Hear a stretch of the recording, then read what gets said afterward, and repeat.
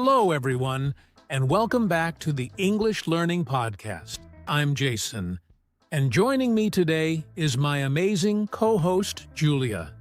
How are you today, Julia? I'm doing great, Jason. Hello to all our listeners.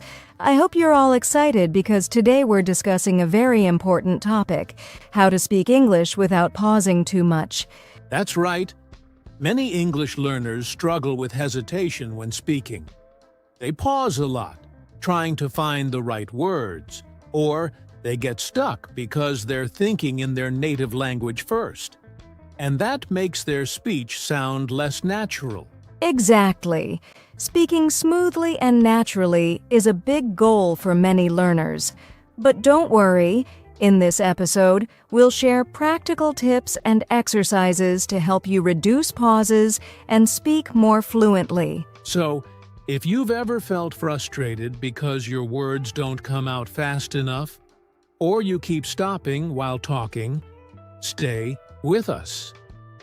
By the end of this episode, you'll have some powerful strategies to think faster, speak smoothly, and sound more confident in English. Sounds exciting. Let's get started. All right, Julia. Before we talk about how to fix this problem, let's first understand why people pause so much when speaking English. What do you think are some common reasons? Great question, Jason.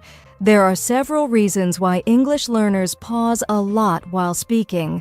The first big reason is lack of confidence.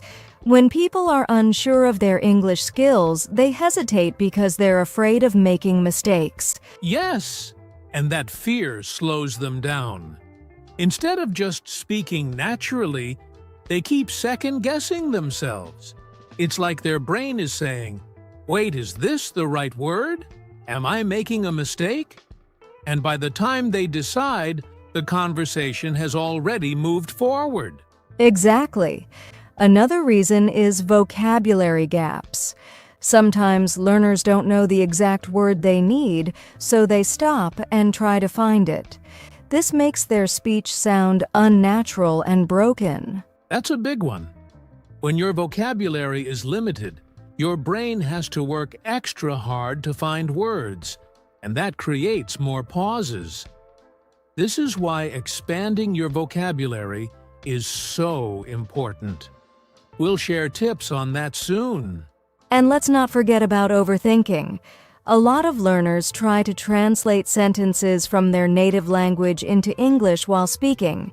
But English and other languages have different structures, so this slows them down and creates long pauses. Yes, overthinking is a major fluency killer. Instead of speaking naturally, learners are stuck in their heads trying to get every sentence perfect. But guess what? Fluency is not about perfection. It's about flow. That's such a good point.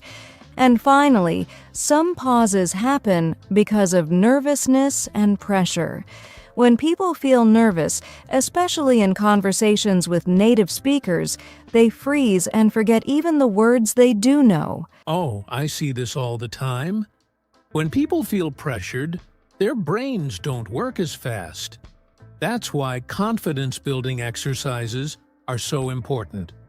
And don't worry, we'll share some of those today.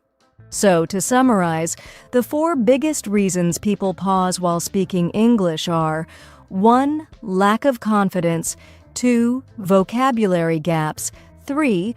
Overthinking and translating, 4. Nervousness under pressure. Exactly. And now that we understand the problem, it's time to fix it. Let's move on to the most exciting part: techniques to reduce pauses and speak fluently. Ready? Now that we know why people pause when speaking, let's talk about how to fix it. Julia, what's the first technique to reduce pauses? One of the best techniques is thinking in English instead of translating. Many learners translate sentences in their heads before speaking, and that slows them down. Instead, they should try to think directly in English. That's a game changer. If you always translate from your native language, your brain has to do double the work. First forming the sentence in your language, then changing it to English. That takes time and creates pauses. Exactly. A great way to practice thinking in English is to describe what you see around you in simple English. For example, if you're walking outside, you can think the sun is shining, the weather is warm, I see a dog running. This trains your brain to process thoughts in English naturally. I love that. Another useful technique is using filler words. Now, I know some people think fillers are bad, but native speakers use them all the time to keep the conversation flowing. That's true. Filler words like, well, actually, give your brain a second to think without creating an awkward silence. Instead of pausing completely, you can say, well, I think it's a good idea, or, I really like that movie. That's a great point. Here's another powerful technique: shadowing. Have you heard of this, Julia? Of course. Shadowing means listening to a native speaker and repeating what they say immediately, like an echo. It forces you to speak quickly and smoothly without pausing. Yes, you can do this with English podcasts, YouTube videos, or audiobooks. Just play a sentence, pause, and repeat it exactly the same way.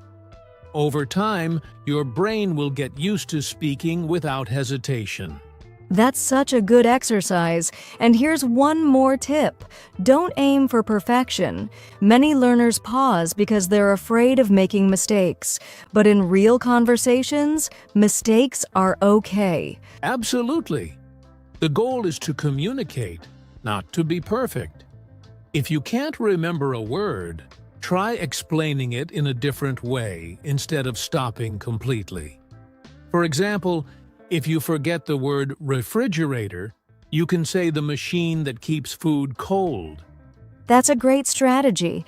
So, to recap, here are 4 techniques to reduce pauses. 1. Think in English, not your native language. 2. Use filler words to keep the flow. Practice shadowing with native speakers. 4. Don't aim for perfection. Keep talking even if you make mistakes. Awesome tips! Now, let's go even deeper. Coming up next, we'll share how to train your brain for faster speech. Stay with us. All right, now that we know some techniques to reduce pauses, let's talk about how to train your brain to think and respond faster in English.